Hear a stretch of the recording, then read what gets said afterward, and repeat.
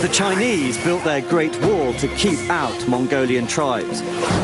But I've come here to live with them. The Darhad still roam the fierce terrain of Outer Mongolia, one of the last nomadic people on Earth. They live in the saddle, following the seasons as they move great herds from pasture to pasture. I plan to join their migration at the most dangerous time, winter, when they cross narrow mountain passes, braving wolves and bitter cold. When we get over those mountains, anything could happen, I suppose. For me, it's a chance to experience utter freedom. If I can keep up. I'm Bruce Parry, and I'm going tribal.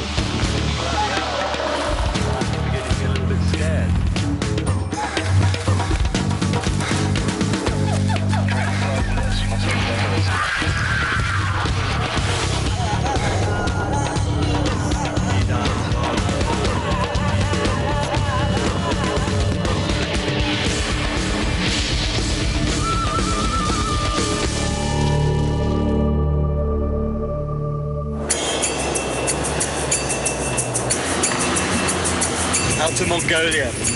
When I was a child, just the very name conjured up images of the ends of the earth, just like Timbuktu. And I've always wanted to go there. And finally, here today, I'm in Mongolia, and it's just the most fantastic place. Until 1991, this huge landlocked country was under the grip of the former Soviet Union and closed to outsiders. Vast steppe lands stretch across endless horizons, a land seemingly populated only by wild horses. The Darhad Valley is one of the most isolated places in Mongolia, hemmed in by a ring of high mountains. But getting there is difficult, and the first stage is a lift with the Mongolian merchant navy, halfway up the shores of Lake Hovsgol. Somewhere beyond these peaks is my destination. Sometime later this afternoon we're going to moor the boat, and then I'm going to have my first horse riding lesson, which I'm a bit worried about because I haven't ridden a horse ever, really. And then tomorrow I'm going to be going over the top of this mountain range, which is the only way to get into the Darhad Valley. And for the next 6 weeks I'm going to be living with the Darhad peoples in order to get as much information as I can and gain all the skills that I can to be able to join them on their bitterly cold winter migration. With me are my guides, Chimba and Ache, and they set the protocol. Both lake and journey must be blessed liberally with a large dose of Genghis Khan vodka. He's wishing us a safe journey.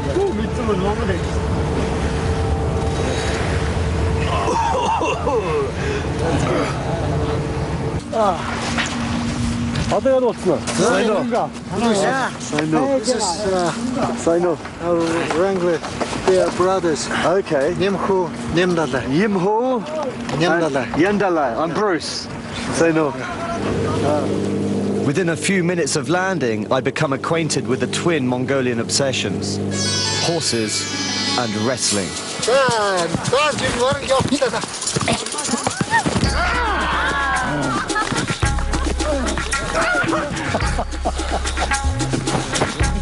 Next thing I know, I'm on the ground.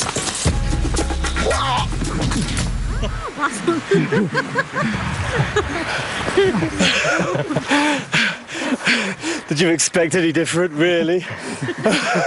Obviously. Thank you very much, my friend. My first lesson. I think I'm going to feel at home here, but this is the bit I'm not looking forward to. I've never ridden before. Choo. Choo. Yeah. And that's go faster. Go faster. Choo. Okay. And if you squeeze with your knees, does that also indicate faster? You stand up there still. You stand up? Stand up. Okay. And then say choo. Choo. And it will go faster. Choo.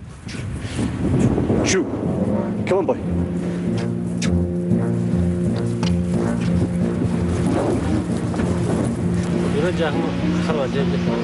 Choo! Riding is a must, and I've got to learn to master these small, tough Mongolian ponies. There are no roads here and very few vehicles. If you can't ride, you can't go anywhere or do anything. So, sore knees, bruised calves and a sore rear end mean nothing in a land where the horse is king. I like that. I should have learned to ride earlier. This is great fun. It's going to be a 2-day journey across the mountains to a small town some 45 miles away. To make it that far, I'm going to have to get better, fast. Fred's just great. He still got a bit of a mind of his own, but he keeps wandering off. He loves to feed. But he's so sensitive.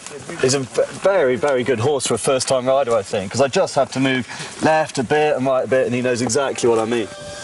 The narrow pass soon gives way to a great mountain valley studded with forests of larch. Our horses are just right for this kind of terrain.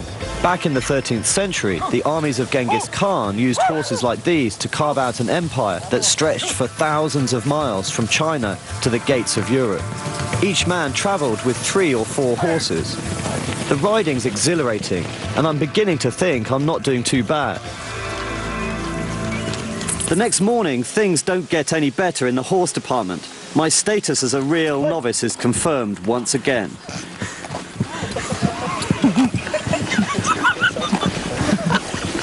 How embarrassing. How embarrassing. I feel awful. All the horses are tied up. I thought I'd be nice to Fred and lead him over, let him feed, and just let go of the rope for a second, and he's off.